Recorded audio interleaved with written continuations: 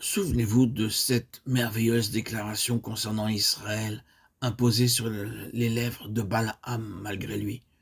Il n'a pas aperçu d'iniquité en Jacob, Nombre 23-21. Lisez ces psaumes terribles sur les 40 années d'Israël dans le désert, et toutes les choses effroyables dites à propos du peuple, de leur cœur qui n'était pas trouvé fidèle devant Dieu, et de leur déclin constant. Des choses affreuses sont dites.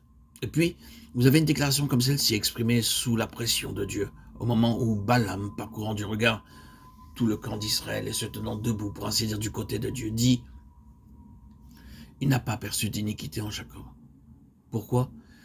Les Lévites, avec tout ce qu'ils symbolisaient, se trouvaient au milieu du peuple, et Dieu ne considérait pas ce que les enfants d'Israël étaient en eux-mêmes, mais ce qu'ils étaient avec les pensées de Dieu, représentés au milieu d'eux dans une expression vivante, une expression active. Ces pensées étaient incarnées. Quand Christ est en nous, Dieu nous voit à travers Christ. Oh, que nous puissions reconnaître cela quand Christ en nous, il y a l'incarnation de la pensée de Dieu et que Dieu peut parler de nous de la même manière. Ses actions à notre égard sont toutes en relation avec le Christ, qui par le Saint-Esprit est à présent en nous et en qui nous sommes. Le fait que le premier-né est invariablement lié à la mort et à la résurrection est la façon de Dieu d'exprimer que, de son point de vue, ce que nous sommes en nous-mêmes par nature est enseveli et que c'est son Fils seul qui prévaut là où nous sommes concernés en tant que ressuscités, le seul qui vit devant Dieu. Aux yeux de Dieu, tout le reste est mort et enseveli, et Dieu voudrait nous voir prendre cette attitude. Souvenez-vous que nous sommes morts et ensevelis par notre baptême en Christ, mort en Christ, enseveli en Christ et ressuscité en Christ. À présent, nous pouvons voir la raison de toute la confusion, de toutes les difficultés parmi les enfants de Dieu. C'est parce qu'ils apportent de l'autre côté du Jourdain ce qu'ils sont par nature. N'avons-nous pas encore reconnu la terrible complexité de l'ancienne création, de quel enchevêtrement complexe et compliqué elle est constituée?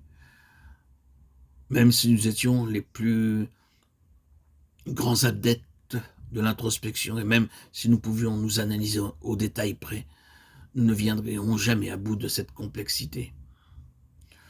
Nous parlons de nos motifs et nous disons notre motif était juste. Nous parlons de notre droiture, de nos intentions. Mais vous et moi ne savons pas ce qui se cache derrière ce que nous appelons nos bonnes motivations. Il y a une fourberie autour de ce cœur humain qui défie la plus grande tentative de l'appréhender et jamais nous n'y parviendrons. Il appartient à celui qui a les 7 esprits de Dieu avec les 7 yeux, la parfaite perspicacité de voir à travers vous et moi.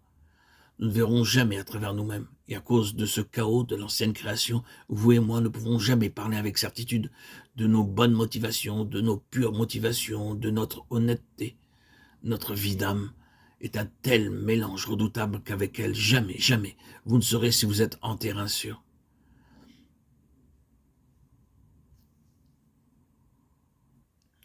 Toute l'attitude de Dieu, et ceci est la révélation de sa parole, et qu'il en a fini avec ce chaos qui est mort et enseveli, et qu'il apporte quelque chose qui est totalement autre, une nouvelle création, Jésus-Christ même. Il n'y a pas d'entremêlement en lui, pas de confusion en lui, pas de mélange en lui, mais une perfection d'harmonie, un équilibre d'ordre, de disposition. Et tout le reste est jeté dehors.